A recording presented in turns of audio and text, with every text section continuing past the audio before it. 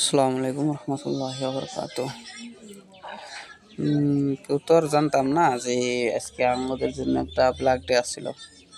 সুস্থির ভালোই যাওয়া হইলো, টেনশন নাই, মনে ভালোই আর কি। তো বিপদ তো আর হঠাৎ করে আয়া জায়গা, বিপদ তো আর কই আহে না। তো একের পর এক টুকটাক ভিউ করি, এমনি স্ট্যাটাস লাগাবার নিগে। তো যাই আছি সুস্থিরে যাওয়া আর রাত দিন মিলে মোটামুটি বডি ধরেন আপ ডাউন তো সময় সাধারণত জানাই কত সময় লাগে। তো যাইতে যেতে রাত হইল আসতে মোটামুটি ধরেন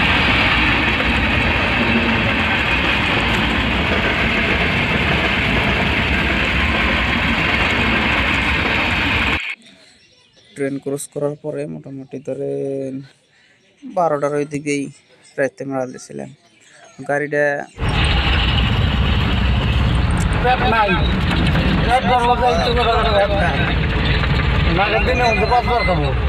আরাম করে দিচ্ছে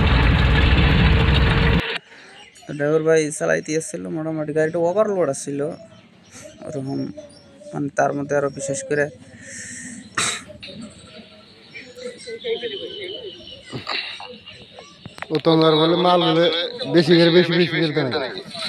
বেশি করে দিয়েই যে লোড দিছিল বেশি, অত্যন্ত লোড ওরকম মোটামুটি লোড ঠিকই আসলো, গাড়ি আইসেও, কিন্তু ওই দিনকে ওভার ওস পড়ছিল, এদিন তামাম ওস পড়ছিল। ওস পড়ার কারণে রাস্তাটা হয়েছিল পিছলা পাহাড়া মাটি, তার মধ্যে নতুন রাস্তা বানানো হয়েছে।